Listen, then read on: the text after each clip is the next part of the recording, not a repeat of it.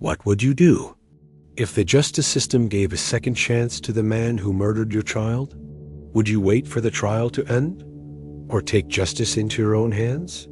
Today, we're diving into one of the most shocking real-life courtroom, the story of Marianne Bachmeier, a grieving mother who did the unthinkable in 1981. This is not fiction. This really happened. Marianne Bachmeier lived in Lübeck, West Germany. She was a single mother raising a vibrant, curious 7-year-old daughter named Anna. On May 5, 1980, Anna did what many kids do. She had a small argument with her mother about going to school. Marianne allowed her daughter to stay home. Anna decided to go out later anyway, and she never came back. Hours passed. Then panic set in. Anna was missing. Police would later arrest a man named Klaus Grabowski. He was no stranger to the justice system. A known sex offender, he had previously served time for child abuse and voluntarily underwent chemical castration to control his urges. But that wasn't the end of it. He later had hormone treatments to reverse the castration. Why? Because he wanted a normal life. And despite his past, he was allowed to roam freely again. Grabowski lured Anna into his house, held her hostage for hours, and when he feared being arrested again, he killed her coldly, strangled her with his fiancé's tights. He put her body in a box, called a friend, and had it dumped by a canal. Imagine this. You're a mother who just buried her child, and the man who did it, a known predator who should never have been free. What broke Marianne wasn't just the horror of the crime, it was the system's failure. Grabowski had been given multiple chances. He had killed before, and still, no one stopped him. The trial date came. Marianne was supposed to sit there and listen to this man speak about what he did to her little girl. She couldn't do it.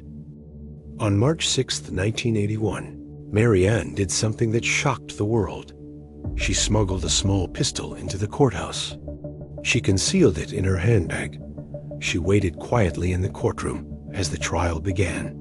Grabowski was brought in and sat just a few feet away from her. And when he turned slightly with no handcuffs, no remorse on his face, Marianne stood up, aimed and fired 7 times. 6 bullets hit Klaus Grabowski.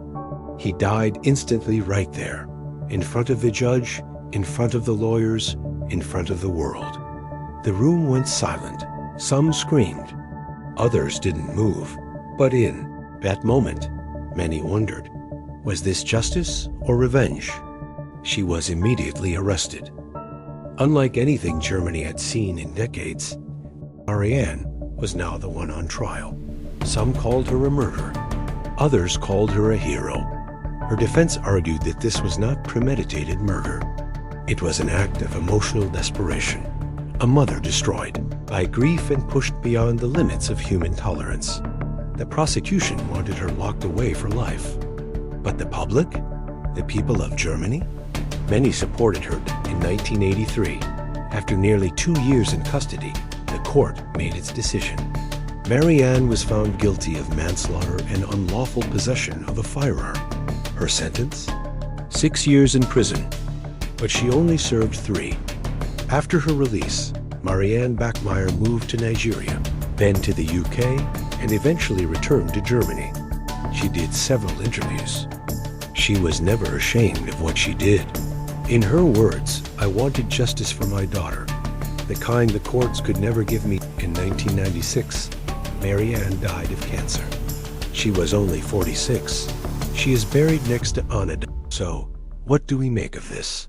Was Marianne a symbol of motherly strength? Or did she cross a line that should never be crossed?